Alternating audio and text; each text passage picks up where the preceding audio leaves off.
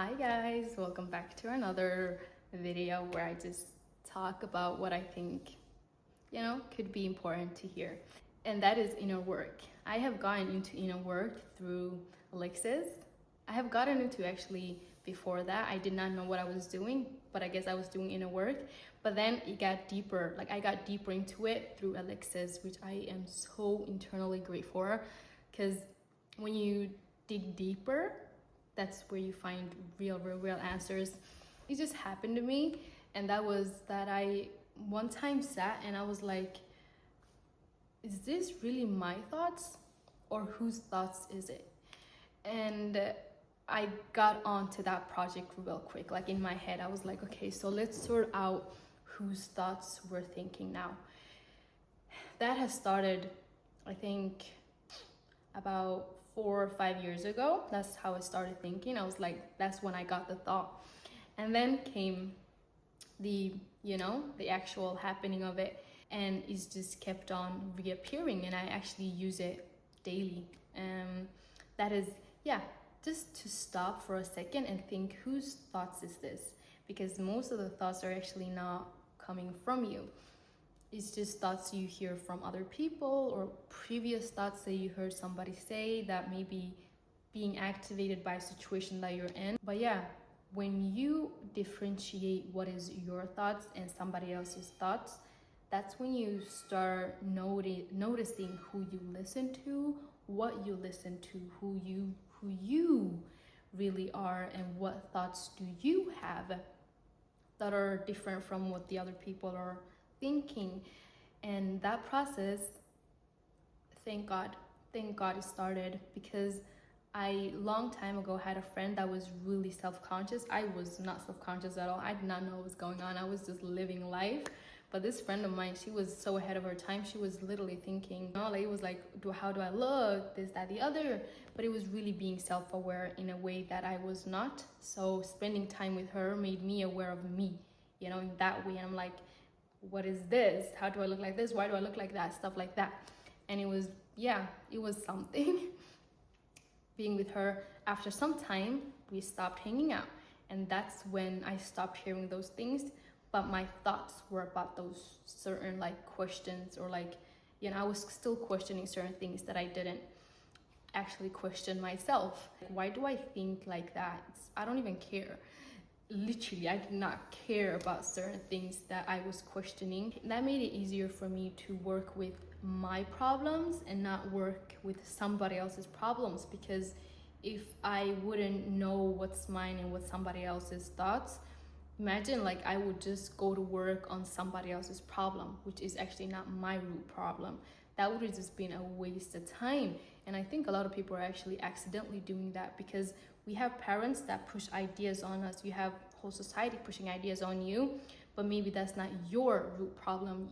Even if you work so hard on this problem that is for somebody else, you're solving it for them, you could perhaps work on it so much so that you find a solution and you give them the solution, but your problem still remains, which is frustrating, because then you will be working infinitely. Then the energy you put onto somebody else's work and solved it for them, that is gone now. And now that you have another problem that you really have to fix, and you don't have the energy because you gave it away to somebody else, that is really frustrating, because then you're like, it's so hard to restart again. It's not hard, it's doable. A lot of people do it all the time, but it becomes frustrating because now you have a bigger problem, not bigger perhaps, but a problem that you really have to solve. You have to have energy for, and time and everything. So that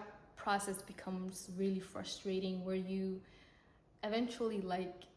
will eventually get to solving your own problems, I hope, because that is a must. The soul won't let you rest until you solve your root problems.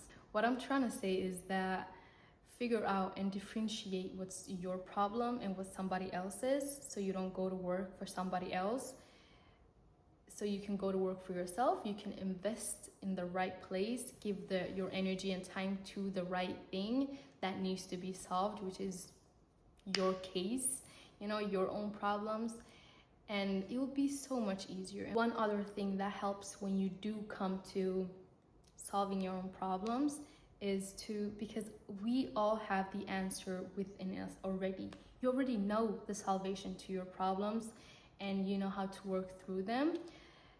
One thing that I really think helps everyone, including myself, that have helped me, is to have somebody that's safe, somebody that you know you can trust, somebody that holds emotional space for you, that they allow you to feel your emotions and to express them.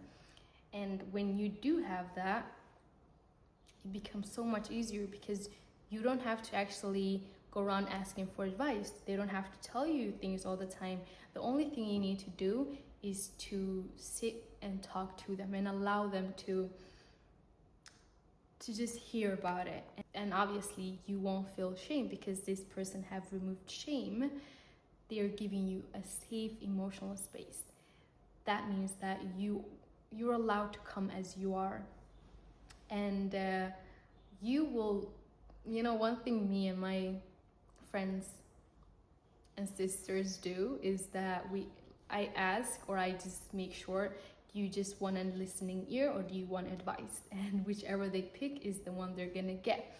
Most of the times they pick just a listening ear because that's everything somebody actually needs. You don't often need advice. You already know everything.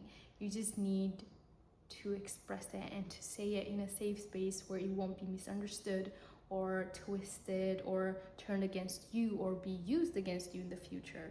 That is also an important thing, to make sure that this person has really good intentions. And thank God I have found from of them. More than happy, thank God. But yeah, so from starting from to differentiate what is your problem and somebody else's and what to work on, really, to having a safe space for that. You can hold your own safe space too. Journaling has been my first safe space, actually. That's where I started. I have these little pink books that I keep buying them again and again, and one thing that I love about them is I like them to be blank. I don't want no lines because I don't want nothing guiding my thoughts. I just want my thoughts to be free, and to just float as I want them to. Sometimes I feel like drawing something. Sometimes I cannot express my emotions through words. I would just draw something. Sometimes I'll actually put myself and be like, just draw what you're feeling. And that makes so much sense because if I draw harsh lines and stuff, then I know how I feel towards a certain thing. And that's actually one thing that I use is I ask myself, how do I feel about a certain person? And I will be like, just draw how you feel about a certain person. And then I'll just draw. I'll just allow my brain to draw that, and it comes out a certain way. And then I know how I feel about a certain thing because sometimes I don't even know the words for it. Sometimes I can't get my own words. Anyways, that's besides the point. But yeah, differentiate what's your problem, somebody else's problem, to a safe space. It could be friends, it could be a journal, it could be nature, it could be yourself, just anything that could hold this safe emotional space for you, to where it's a journey, literally such a journey. I've been on it for some time. I said 5 years, perhaps that, maybe more, I don't know, but about 5 years. And it's actually a continuing journey, and a tool that I use to make me dig deeper into my thoughts and subconscious thinking is ChatGPT, guys. Honestly, one question that I asked that was so good is, what have you noticed about me that I have not noticed about me?